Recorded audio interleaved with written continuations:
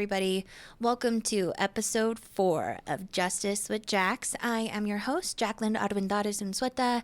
You can call me Jax, and I am super duper happy to bring aboard my colleague today, Nathan Shulkin, for episode 4. Nathan, take it away. Tell people who you are. Hello, my name is Nathan. I use he, they pronouns. I am just a general community member of Colorado Springs. I do a lot of work with a group called Southern Colorado Black and Pink. They are a prison abolition group. That is, I guess, Southern Colorado Black and Pink is a local chapter of a nationwide prison abolition group. So that's kind of what brings me into this space today.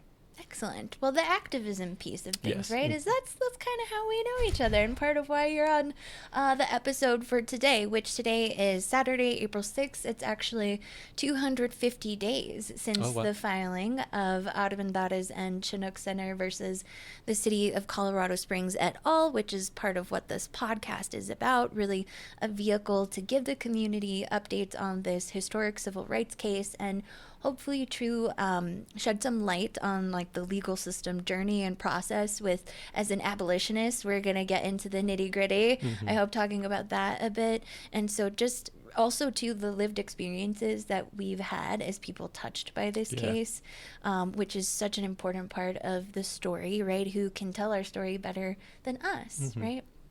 And so starting off with some updates, the wheels of justice, there's that saying, they can turn slowly, and like sometimes justice delayed is justice denied, right? Just feeling all the feelings about how long this is expected to take. And so at this point, we still don't have a trial date, and we don't have any decisions on what the defendants have filed, which are called motions to dismiss. So those are some really nuts and bolts pieces that we want to see develop. To me, the sooner the better, but those are still out there. And where we're at right now is that we are kind of at this limited discovery phase, which I'd mentioned before, and the development there, and what we're really looking at in terms of what the court is discussing is this quote-unquote scope of employment issue, where the detective that was involved in writing the warrants in my case and the targeting and whatnot, and really violating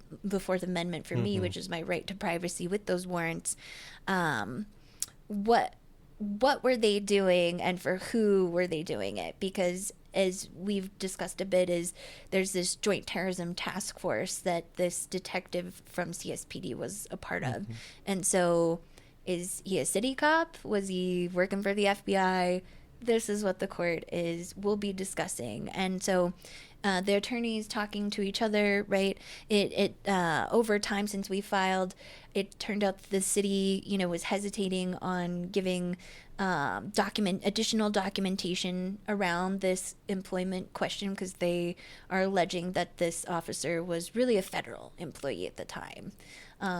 They keep switching things like back and forth. Not even just between two places, but like federal, state, municipal, like they're just it's kind of muddying mixing the it water, as much. It feels a bit. Yeah, well, there's such an important concept that we brought up on this podcast before, which is this: what does this qualified immunity mean? And so it's very interesting for me, like I've mentioned, like I used to sit in courtrooms and listen to the proceedings in my journalism career. And so not only is this scope of employment question being analyzed, and it's also some arguments being made under what's called the Westfall Act, which pretty much every episode I have to say, I am not a lawyer. I'm not trying to play one on TV either. But I can do research and be factual. And so part of what I discovered is, an attorney who really summarized that Westfall Act is something where federal employees enjoy immunity from liability and suit, provided the conduct that allegedly caused the plaintiff harm, the plaintiff, that's me and Chinook Center, caused the harm, was within the scope of their employment. So non-attorney, we'll see what the court does with that, but we know that that's something that the court is using as we make the arguments both on our side and the defendants are making theirs. And I do want to share finally a really, I think, important piece to keep people motivated is that as of the recent conferencing, we did have the magistrate judge ordered the city to release more documents to answer what our ACLU attorneys have requested to make these arguments around employment. Okay. So, yeah, we can call it a win. And you got to take the wins where they come because it's a marathon, not a sprint with this. And so, Nathan, let's talk about how you are connected to this case and why it's important. I thought to really hear your piece of this story, because if there's anything that we emphasize with this is that, my name on it, Chinook Center, they're a big piece of community, but what this really is about the community in totality, in what we've been through. And so you were there that day at the housing march, that this case is that was the catalyst for what this case is, which is a much bigger story. So let's start there, and then we can take our pick of what else we want to talk about. Tell me your experience of that day, what you remember, and what you remember when we learned this was so much bigger than just that day.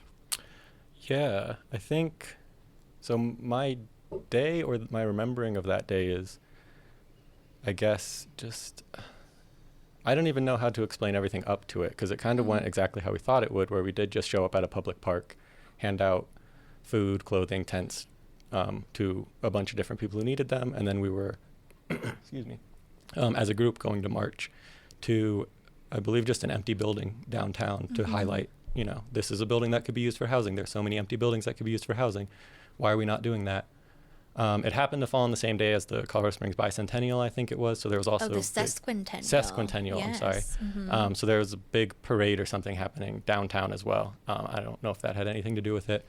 But basically, we were marching. And then right when we started the march, it was very clear that there was a very, very big police presence. And this was summer of 2021, I think. And so we'd all gone through the summer of 2020 as well. And so we were all used to, I don't want to say we're all used to it, but not all, a good chunk of us had protested before. We'd been to protests. We've been to very sizable protests where I think we probably were at protests together without even knowing it. Right, exactly. And much bigger ones, I'll just say more chaotic ones where you see police in riot gear and you're like, it never makes sense.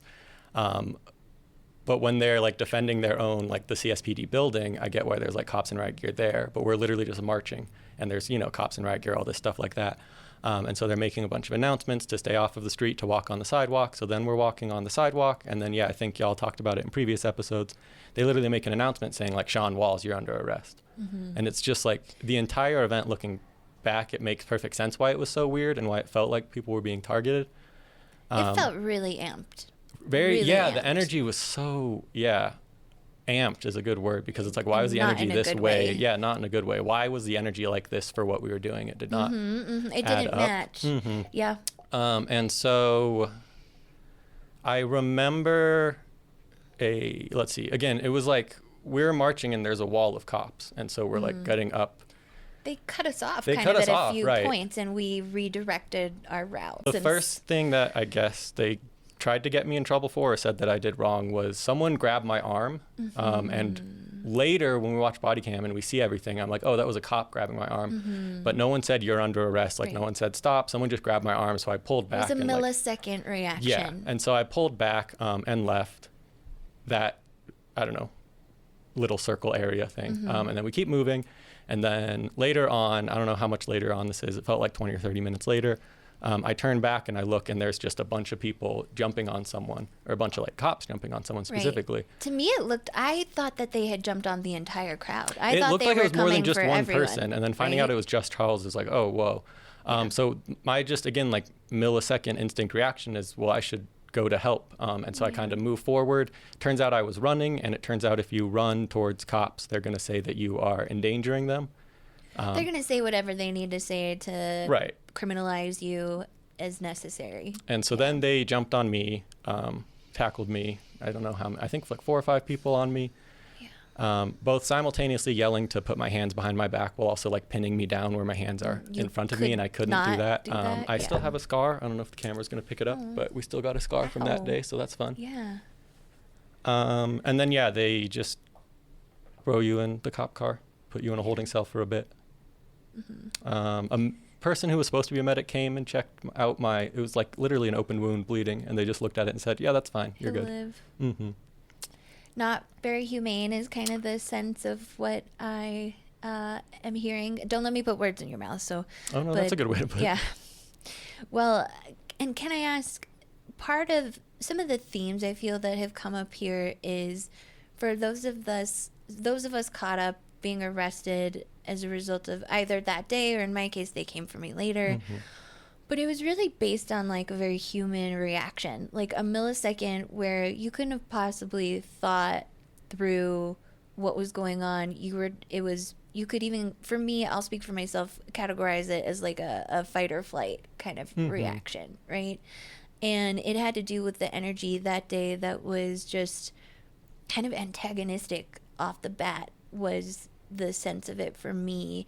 And so it's like, it is a very unfortunate situation if I reflect, and I'd love to hear what you think on reflection-wise, right? But is that it almost felt to me like we were baited mm-hmm. because any natural person is going to have a reaction, and we were criminalized for our natural reaction to what was going on that day, which was violent. It left you with a scar, and so much more impact for the community at large, because 6 people were then mm-hmm. forced through the court system. And I also want to hear your journey. And also Dorchester Park, like to this day, is still like there's cinder blocks in the parking lot. Like it's a public park that's for some reason like shut down. Right, and they point to closed off, yeah. That's one of the things they point to. There's a few reasons they point to that, but like that's mm-hmm. one of the things they point to for why this can't be like open to the public. So it's definitely still impacting things today in a lot of different ways. Do you mind talking about the impact that it had? Like, in reality, there were certain charges that you faced, right? And they forced you to go through, like, municipal court. Mm-hmm. And so the outcomes of that, and frankly, just, I'm sure, like, what a pain in the ass it was. And I know there were some really questionable things that you were ordered to do by the court. Mm-hmm. Yeah, it was a big pain in the ass, and luckily it was just, for me individually at least, just kind of like a laughable pain in the ass at how ridiculous this mm-hmm. all is. I remember leaving the police station when they were writing up my charges, mm-hmm. and they initially wrote down that I was resisting arrest. That was like my initial charge. A classic one, which they write down all the time, and no I matter said what. Out loud, like, what's the other charge? How is my only charge resisting arrest? Like, what mm-hmm. what arrest was I resisting? Like, what was I even resisting? Mm-hmm. And then they later changed it to interfering with a public official. Mm-hmm. And they said because they were arresting Charles and I moved towards them, it's interfering with them. And so it was 2 counts, that, and then because I pulled away from that one person that they said I pulled away from. So there were 2 counts. That was the resisting. There were 2 counts of interfering with public interference with a public official. So those were the 2 counts. And then we went to court, pled not guilty, and I got guilty on one and not guilty on the other. What that led to was just, I think, a year on probation, but like municipal court probation. Right. So it was, I think, 10 hours of community service, which was again funny because we all, by the court's definition, we do community service for our day jobs all the time. And so that, I do have, at least in municipal court, a record of the judge saying I'm a member of Black Pink, which is a K-pop girl group that Black and Pink gets confused with a lot. So that was funny. Yes. I had to do videos that were like how to be a better person. That's the questionable part. Which, I remember were specifically, about. A chunk of them were specifically PragerU videos. Which, unpack for the people at home. What is PragerU, my friend? A very conservative, not reliable source of information. I wouldn't even call it a university, but the U stands for university, I believe. And so it's, classes on how to be a better person taught specifically by this kind of like right-wing, very conservative idea of, okay, this is what it means to be a good person in your community. Did you have to buy those, by the way? Or like? So there were a bunch of fees. I didn't I mean, I think I paid for the class. And so I think I paid, this fee here and this fee there and this fee there. And so I don't know that I directly paid to like watch those videos, but it was part of the class that I had to take. Mm-hmm. So it definitely feels like it. And just, that kind of, when you're going through it and you're able to laugh at it, it's very nice. But then I also, had friends, you're getting charged with a felony. I heard how they were talking to Charles about what are your gang affiliations. And it's like, it's just so clear what they're doing. And so I can kind of laugh at myself, but then I look at, my friends and it's just enraging. I appreciate that. And well, let's, if I may, let's take a deeper dive into that because it has to do, and I think I've maybe talked about it on some episodes, but just like privilege. We all have different levels of that. And that's something like, I don't think I've got to tell you this before, but you're a big part of like my even knowledge about what the prison industrial complex is because of your work with Black and Pink. Like, Black and Pink was a space for me to really take abolition to heart after what happened to us, and not, you know, trying to process the trauma and trying to balance it out with transmute it with like action, you know. And so number one, thank you for that. Oh, thank you. Number two, like, that's probably a whole other podcast as well, but what is interesting about our case is the different intersectionalities and how there are 6 different people who had 6 different experiences through the legal system. And now flash forward, there's a civil rights case about it. So if anything, what would you think is important for people to understand about that? Privilege, intersectionality, abolition, those are like some deep themes. Yeah, I think it's just understanding your own place in all of it, and understanding where you can fit in and how you can fit in, and the work that you can do and the work that you can't do. I'll be honest, like, my part of prison abolition is not, I do not want to be inside prisons, like, fighting that fight. I don't think anybody does. That's the whole goal of prison abolition, is to get people out of prisons. So what does that look like? And for me, that's a lot of letter writing. It's a lot of sometimes emailing, trying to help other people who are currently incarcerated get connected to outside resources, you know, through this way and through that way. So yeah, I think that's just understanding your own place in this world, so that then you can plug into the community. Not trying to make anything individualistic, or trying to take like a selfish savior approach to things, but really understanding yourself, so you can understand how you can best help and how you can best get help, because we do all need help at the end of the day. Yeah, we do. And that's one of the beautiful things, like, and beautiful is such a weird way to put it in a sense, because like what happened was pretty ugly. But out of that, to me, what was beautiful is how we came together. Like, I remember going to one of your court dates, and it was so interesting to me. It was like the jury selection. And yeah, that was a weird experience. Let's talk about it. Yeah, well, I'll tell you what I remember is that it was still jury selection, and they get to pull the jurors up one by one. And what figured prominently, obviously, in all our cases was the First Amendment, like, ramifications of what we were doing, and the context of Black Lives Matter summer and the murder of Devon Bailey. All those things came up, really. And I remember this, I'll call myself out, like someone who I would make assumptions about, an older Caucasian man. We'd want to ask where he was on January 6th. Well put, my friend, yes. And so he had answered affirmatively something about being a gun owner, something to that effect.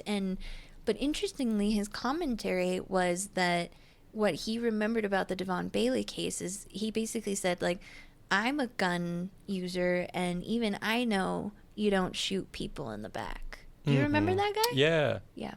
I remember him. I remember there was another person, or maybe it was a few people that shared the sentiment. Our neighbors, right? Yeah. These are Colorado Springs people. Yeah. But then it was also surprising because, again, the spying aspect of it was brought up. At that point, we knew CSPD was like spying on us. So that was brought up with the jury selection, and people were literally saying, oh, I just can't believe CSPD would do something like this. There's no way CSPD would do something like this. You see this in the movies. You saw this with COINTELPRO back, back in the day, but there's no way like CSPD would be involved with something like this. And so I think it was just so, it was shocking. Shocking, to hear that, because it's like, oh no, we've just spent a year diving into the fact that they 100% are involved in something like this, because they're just a regular police department. This is what police departments do.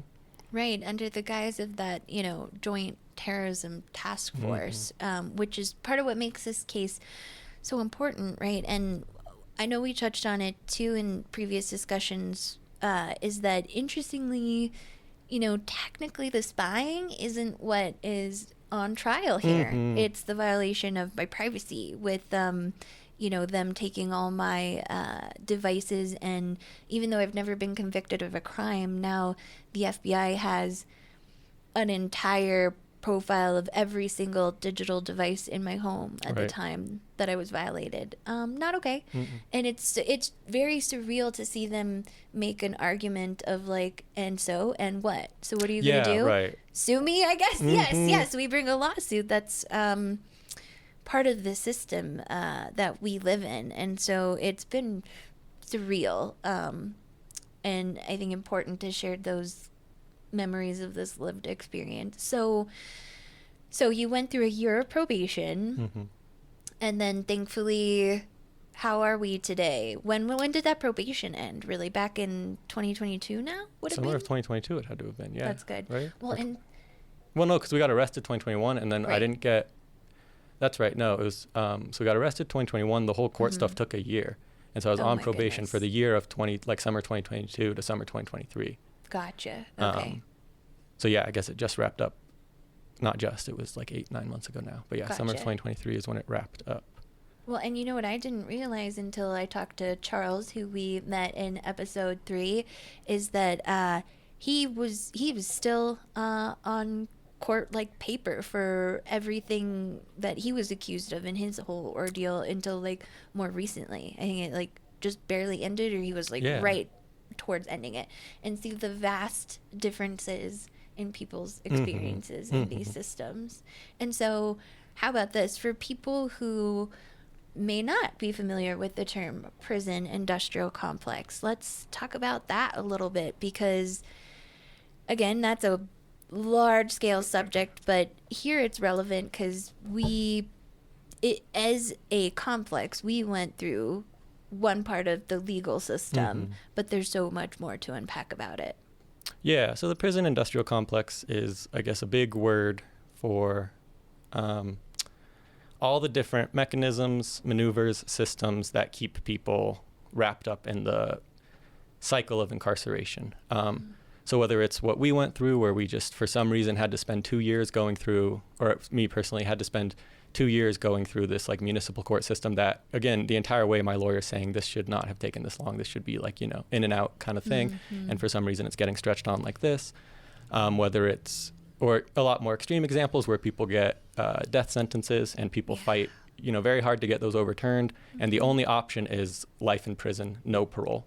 And so it's just two different sides, I guess, to this just giant system that keeps people trapped inside of it, keeps people not only incarcerated, because it's not just being locked in prisons or jails, but it's also when you get out of incarceration, now you have an ankle monitor for 6 months and you have like a restriction of movement. You're released and you're completely, no support. Maybe you have 3 or 4 friends, and because you were just incarcerated for 20 plus years, you just, the finances aren't there. So you just have to take whatever options you can, and that just puts you in more precarious situations. Right. So yeah, I don't know, just a lot of different things that create what, I have a friend who does a lot of work with necropolitics, which is another fancy word, but the prison industrial complex is a big part of necropolitics, which looks at death worlds and how some people, it's not even the prison sentence that does it, it's just some people are like pushed into these death worlds where they're not given the chance to live the way other people are, and you're just forced into this prison life, forced into a life where the only option the illusion of a choice. Yeah, right, exactly.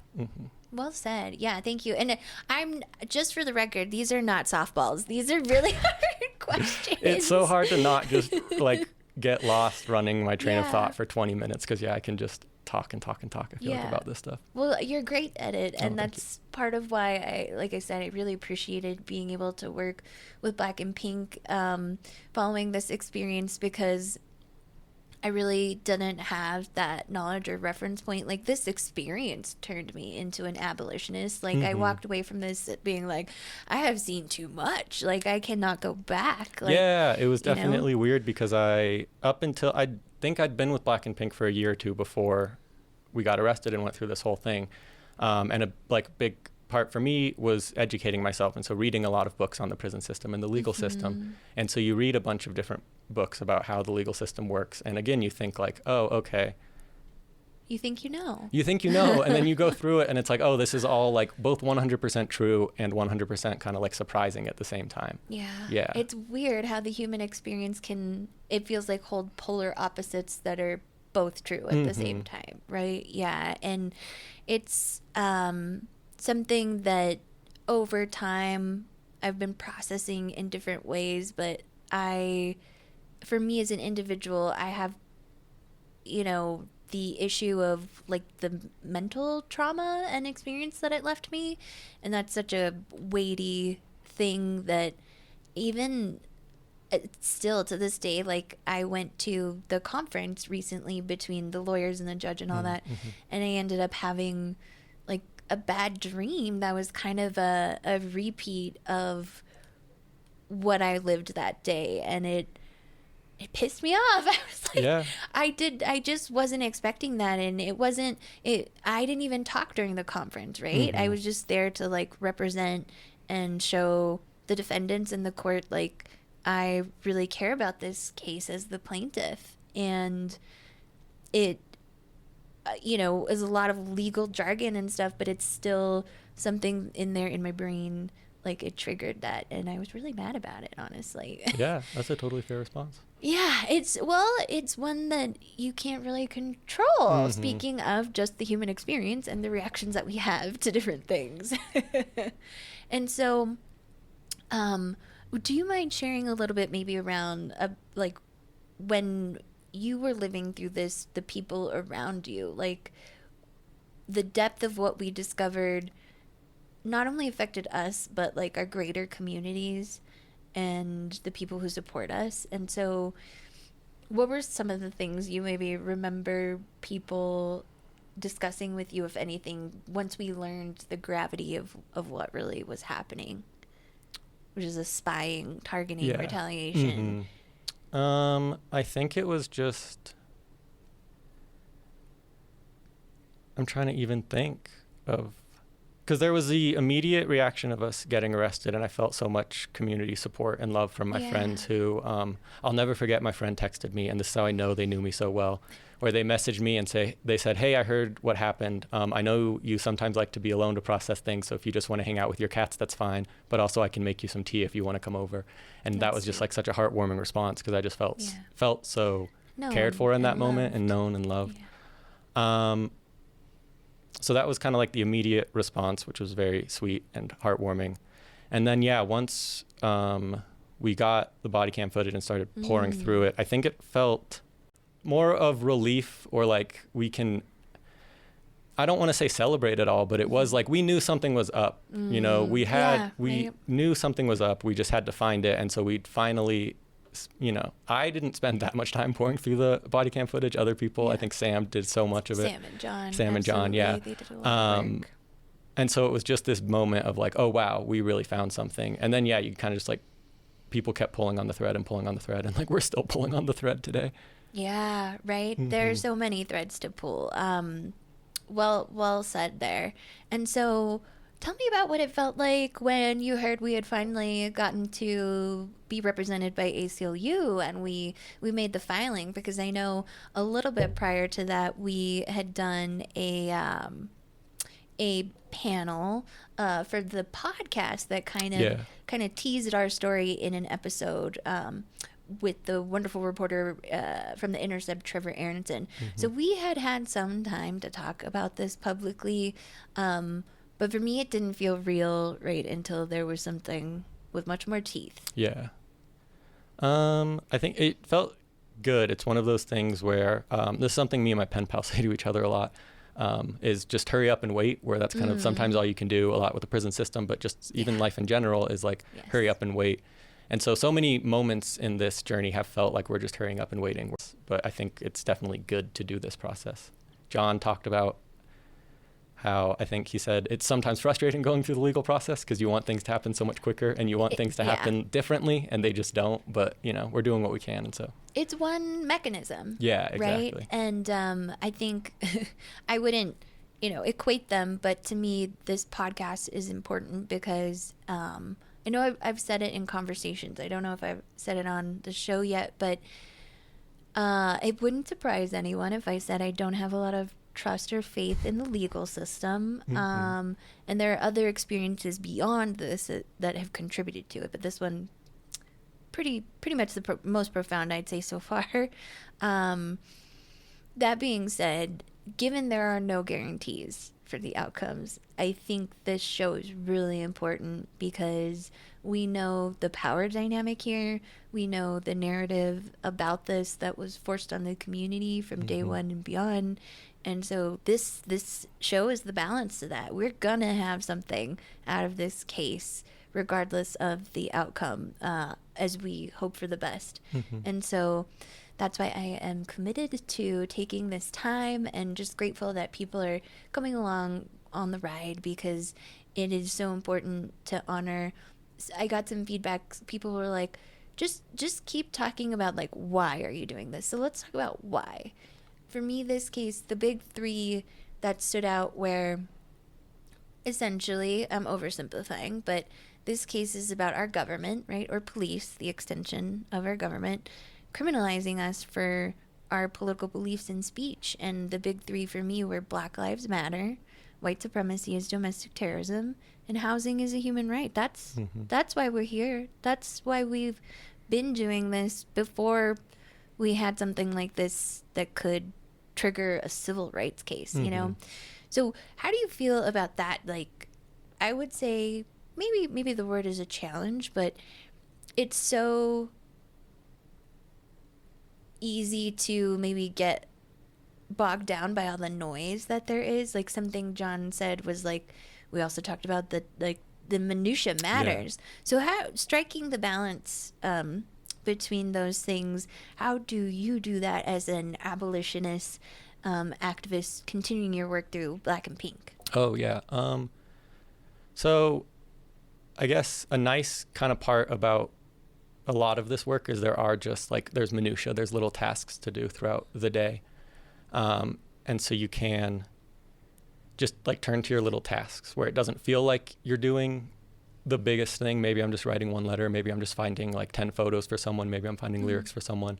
Maybe I'm working on, like, this section of our newsletter. Just these kind of small things. But they do add up. And, at the end of the day or at the end of the week or at the end of the month, you have 30, 40, 50 letters that you're sending out to so many different people. And then, that feedback that you get back where this did make a difference, this made me smile, or this, like, made my week because I don't get a whole lot of mail. So I think just those kind of things where it is, again, going back to, like, finding how do you plug into, and it's not just prison abolition, there's, this is just community organizing in general, where how do you find your space, plug into your space, and, like, do the work that needs to be done. And so I think however much you can do is an awesome amount because, like, it all needs to get done. And that's, I think, a lot of what... There's plenty to do. There's plenty to do. That's definitely what I try and stress with people when they, like, ask, how do I get involved with, like, Black and Pink? What can I do? How can I help? And it's like anything you can do is so much help. Writing one letter is so much better than not writing any letters or not writing one letter because that's, like, one more letter. It's just all of this is one more thing, like one more step in the right direction if we can go in that direction. And so I think for me, like, trying to both move forward but also understand, I don't know, you do feel like Sisyphus sometimes, right? Like, you're trying to move forward, you're trying to move up this mountain, but there is a boulder here. And so even if I'm just holding the boulder, that is better than, like, losing ground, I guess. Or even if you have to let the boulder go sometimes, you would have to do that anyway, like, you have to just keep rolling this boulder up the hill. That's fair. And can I talk about something that has helped me kind of absorb, for lack of a better word, like, what it means to strive for abolition of the prison industrial complex? Yeah, absolutely. And I'd love to hear your thoughts on it. Is there was a time in our country when people thought the abolition of slavery was impossible. And so I take that to heart because that's the struggle we have with the abolition of the prison industrial complex, right? People think that's impossible. And there was all the ruckus around things like defund the police and I think those discussions are hard for people because nowadays I call it like a bumper sticker mentality, which is you can only say it in 3 words and that's how I'll remember it. And therefore we lose all nuance and like the ability to be accurate or thoughtful. And so all that is to say, abolition of the industrial complex is a very complicated topic, but I think you can take it to places like that example with us ending slavery in this country. Yeah, I think that's a very good point. There's just, what is the word? Because like the prison industrial complex does include slavery, right? Slavery still exists today. Right. Yes. I don't know if people can actually read my sweater, but it says roses are red, Doritos are savory. The U.S. prison system is legalized slavery. There you go. Thank you for... And so, yes, we have technically, I guess, abolished slavery in this country. But it does still exist in this country. And so how do we reckon with that? And I definitely do want to say we have made so much progress. There is so much progress we've made, and there's still so much progress that needs to be made. So it's, again, that thing of like, as long as we're all heading in the right direction, that's what I'm just striving for. And that's what I'm trying to get people to join in on. Because no one is saying we should go... No one is trying to, when people say slavery wasn't abolished, it moved into the prison system, no one is trying to go back and say like, oh, we should change the laws to be what they were 200 years ago. People are just trying to point out, we're all just trying to point out that the way this system works is to just move and change and adapt so that it can keep doing the same things, but just call it something else. And so, yeah, I think that is a very good thing to look at, is we have changed so much, and change is so possible because like we are the ones who built these systems. We are the ones who created these systems, and we are the ones who can rebuild or destroy and create something new. So, yeah, I definitely think that's... I appreciate that. Yeah. Again, not exactly softball questions, but things like we wanted to talk about, I know. And something we wanted to talk about, too, which is... one of these pieces that we've mentioned on the show, and so much, how could you know what this journey would entail, right? It's not something we asked for, but I know I've named it, frankly, as one of the ugly pieces of this is us eventually understanding that the timeline of us being prosecuted more or less as a group was right along the timeline of when our local authorities, our 4th Judicial District Attorney Office, they could have been prosecuting the eventual Club Q shooter. And so do you mind talking about your thoughts around that? Because I know that's something that cuts. Yeah, again, it's something that you think about and you just get so angry and upset. Because it is exactly how everyone says the judicial system works and how cops work and how the prison system works. It's just ignoring the actual problems and then focusing on people for wearing red clothes. And then, an event like this happens. For those who don't know, Club Q is a gay bar in Colorado Springs. Southern Colorado Black and Pink, and Black and Pink as a whole is specifically focusing on queer incarcerated people and HIV/AIDS positive people incarcerated. So that was kind of a lot of overlap with those kind of things. I also lived, I think, a minute or 2 away from Club Q when it all happened. And then another thing of just like, as someone in the prison abolition community, how do you handle these giant events where like all of the systems failed? It was the cops who failed, it was the justice system that failed, and yet we as the community are left here to try and pick things up. With the wound, yeah. And just so many difficult questions being asked of like, what do we do? How do we, we can't accept this violence, but at the same time, like this is the world we live in. So how do we adjust and survive as best we can, and also like hold each other accountable as best we can? I don't know. There aren't easy answers. There aren't. And I think, if anything, maybe that's where we start, right? Is by naming the fact that these things are on our hearts and there's not easy answers, but one way I don't think we move forward is by not talking about it, right? Yeah, that's the one that gets me. Doing stuff. Like more than talk. But we are like, I don't know, you and I, so many others in the community, we organize to like do things. And that's what I just try and highlight every time with like this kind of event, or the process we're talking about here, is while the cops are doing nothing, and while judges are literally not reading anything, they're just signing off on things. Like we are the ones, in this case, right. Like, we are the ones here trying to do things. Like my friends, I did as much as I could, but my friends stepped in so hard when Club Q happened, to try and help people who were impacted. So many different people were impacted. Or I think about what just happened a few months ago, where it was a freeze here in Colorado Springs, and there were supposed to be warming shelters that the city said they would set up, and then at the last second they just pulled back. And again, like us and a bunch of our friends, set up warming centers and kept, for I think 5 days in a row, kept the place open for Chinook Center. One of them, right? Yeah. Kept the place open for 24 hours, 5 days in a row, to just make sure people had a place to stay. Doing is important too. Doing is important stuff, right? Rather than this dang talk show stuff. No, it takes a little bit of everything, we'll say. Yeah. Well, speaking of the doing, I think this is a great time. Can you share for people who are listening all the ways that if they want to do, that they can get involved with Black and Pink, or what you have coming up, or any other, what's good in the neighborhood right now? We have some events coming up in April. I don't know exactly. I think this episode's getting released on like this. This should be going the third Friday of April. Okay. We're doing an event in Boulder on April 13th with Boulder DSA.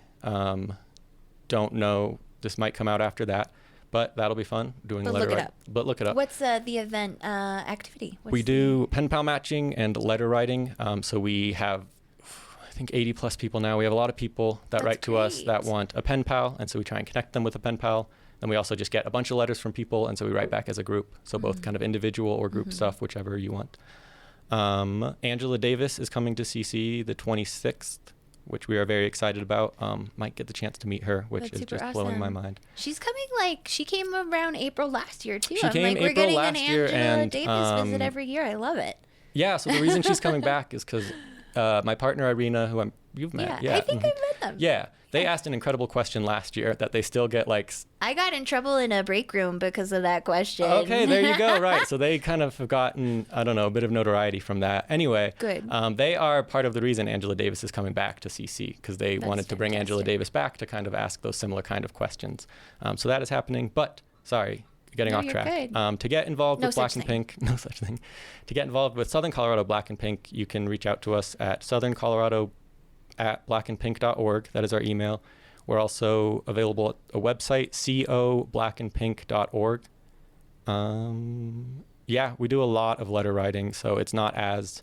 You can definitely do stuff digitally. There's a lot to get done, but it is a lot of physical mail stuff as well. And the folks that are seeking pen pals, they are incarcerated people across Colorado, or is that the whole country now, or how to... Yeah, so Black and Pink is a nationwide organization or made up of different local chapters. We are one of those local chapters. So I guess we're Southern Colorado Black and Pink. We might change to just Colorado Black and Pink at some point, but we try and focus on specifically Colorado. However, the way prison systems work is people get moved around a lot. Right. So we'll have people get transferred to Arizona, or there's just so few resources inside for some people. We've had people write from Texas or Arkansas and just be like, hey, I found this address. Will you write back to me? Wow. And it's just really hard to say no. So we'll write back. Yeah. My respect for that. Absolutely. And some of the work that you do with Black and Pink, which obviously I know this is a challenge, but there's an advocacy layer to it as well sometimes. Do you mind sharing a little bit about that in case, anyone listening might be able to lend their people power to those kinds of efforts? Yeah. There's just so many different ways to advocate for incarcerated people, I think, because of how terrible prisons are. So we do a lot of phone zaps for people when they need things. Sometimes things What's that for people who... Yeah, sorry. Sometimes things just get real extreme when you're incarcerated, where you just have an immediate health need, and you can't wait. Normally when you're in prison or jail and you need some sort of health thing, medicine or anything like that, if you're not getting it regularly, you have to make a request, and that can take 2 to 3 to 4 weeks, and then your request could just get denied. Right. So we'll have people write to us and just be like, hey, this just cannot wait. I need to either be moved. I need this kind of help. I need this kind of help. I need this kind of help. And they'll just say, can you just make noise about it? Can you just get someone to get some attention?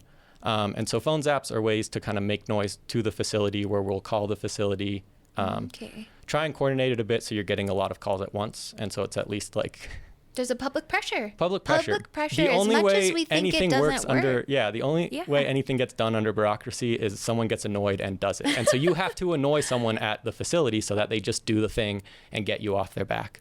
So that's definitely one way we advocate. I think showing up for people when they get released, decarcerating people is just as important. So being there when people get released and just trying to help them enter the community as much as possible. Yeah, definitely important piece of the work, no doubt.